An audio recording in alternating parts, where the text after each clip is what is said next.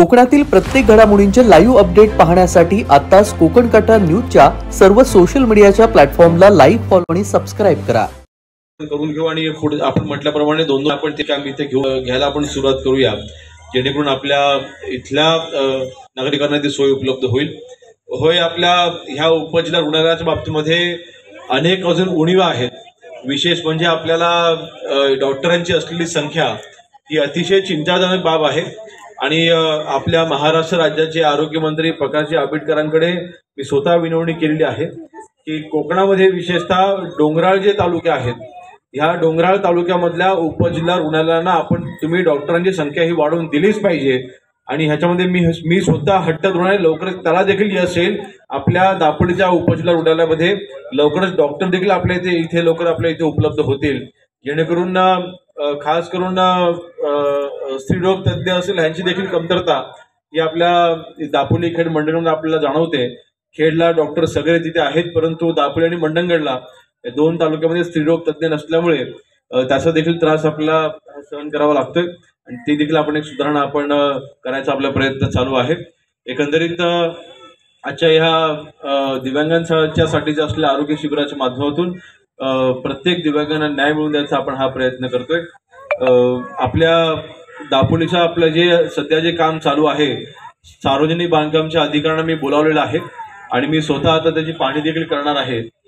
1 वर्ष झालेलं आहे काम चालू होऊन आणि मला समाधानकारक काम जागेवर दिसत नाहीये. त्यामुळे सार्वजनिक बांधकामच्या अधिकाऱ्यांनी कुठे गेले, सार्वजनिक बांधकामच्या अधिकाऱ्यांनी याची दखल मी आता स्वतः पाहणी देखील करणार आहे. तुम्हाला प्लिंथ उभी करायला तुम्हाला 1 वर्ष लागलेलं आहे, बरं की नाही? आणि हे मी अजिबात सहन करणार नाही. जर का निधी मंजूर करून आणत असू आणि त्याला 1 वर्षामध्ये 2 माळ्याची इमारत उभी राहते, हो 1 वर्षामध्ये 15 माळ्याच्या इमारती उभ्या राहतात आणि आपल्याला ही इमारत उभी करायला तुम्हाला प्लिंथ लेवलला तुम्हाला 1 वर्ष लागलंय. आणि हे मी अजिबात सहन करणार नाही. ह्यापुढे जर का तुमच्या नियमानुसार काय काम होणार नसेल तर डायरेक्ट तुमच्यावरती कारवाईचा बडगा येईल. मी जाहीरपणे बोलतो. 1 वर्षामध्ये 15 माळ्याच्या इमारती उभ्या राहतात आणि आपल्याला ही इमारत उभी करायला तुम्हाला प्लिंथ लेवलला तुम्हाला 1 वर्ष लागलंय. आणि हे मी अजिबात सहन करणार नाही. ह्यापुढे जर का तुमच्या नियमानुसार काय काम होणार नसेल तर डायरेक्ट तुमच्यावरती कारवाईचा बडगा येईल. मी जाहीरपणे बोलतो. मी दर 6 महिन्यामध्ये माझी ही 3री का 4थी वेळ आज समजा दिवस आहे इथे यायचा आणि हे असं काम चालणार नाही, बरं की नाही? जमत नसेल राजीनामा द्या आणि घरी बसा, काही अडचण नाही. परंतु उपजिल्हा रुग्णालय आता हे, आणि खरं तर ते 50 बेडचं आहे, 50 बेडचं आता आहे ते इथे आणि 50 बेडचे असं 2 भागामध्ये आपण त्याला डिवाइड केलेलं आहे. ते 100 बेडचे देखील नाहीये. एकूण मिळून 100 बेडचं होणार आहे, पण ती इमारत ती 50 बेडचीच आहे. केलेली तपासणी केल्याशिवाय कोणीही डॉक्टर इथून जाणार नाहीत आणि प्रत्येकाची इथे तपासणी होईल आणि प्रत्येकाला सर्टिफिकेट इथे दिलं जाईल. मला वाटतं ह्या वर्षी आपण ही संख्या जवळपास आता आपण पूर्ण करत आलेलो आहोत. नक्कीच जो काही उर्वरित निधी जो आहे तो आपण जे दिव्यांगांसाठी जे आपण रोजगारासाठी जे आपण वस्तू उपलब्ध करून देतो, बऱ्याच वेळा आम्ही पाहिलं की आपण तिथे चक्की आपण देत असतो, त्यानंतर झेरॉक्स मशीन्स वगैरे आपण देत असतो. तर ह्यामध्ये काही सुधारणा करून काही याच्यामध्ये निधी अजून वाढवून देऊन, जे आपण 5% हा निधी आरक्षित आहे, परंतु आपण जिल्हा परिषदचा सेसचा, पंचायत समिती सेसचा, त्यानंतर डीपीडीसी मधला, माझ्या आमदार फंडमधला काही निधी असेल, डोंगरीमधला देखील आपण काही प्रमाणात निधी आपण खर्च करू शकतोय.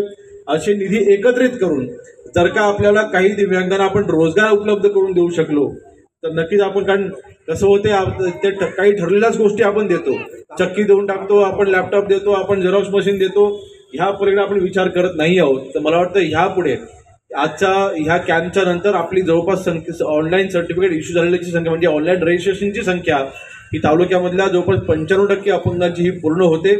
ह्या पुढच्या वर्षीपासून किंवा ह्याच वर्षीपासून आपण सुरुवात करू दिव्यांगांसाठी रोजगार उपलब्धतेसाठी. त्यांना कुठला कारखाना चालू करायचा असेल, घरबसल्या कुठला उद्योग चालू करायचा असेल, म्हणजे चक्कीच्या व्यतिरिक्त म्हणतोय, त्यासाठी आपण निधी एकत्रित करून त्यांना आपण निधी उपलब्ध करून देऊ, त्यांना आपण ती मदत करूया. उद्योग विभागाची देखील अनेक योजना आहेत, ज्या योजनांमध्ये अपंगांसाठीचा निधी आरक्षित असतो किंवा तुम्हाला सबसिडी तिथे मोठ्या प्रमाणामध्ये असते, त्या देखील योजना आम्ही तुमच्यापर्यंत पोहोचवू.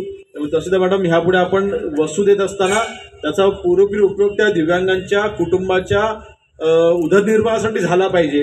ह्याची आपण दक्षता घेऊन त्या आपण मंजुरी ह्यापुढे आपण देऊ. एकंदरीत माझ्या तालुक्यामधला प्रत्येक दिंगाला न्याय कसा मिळेल ह्यासाठीचे आपले हे प्रयत्न आहेत.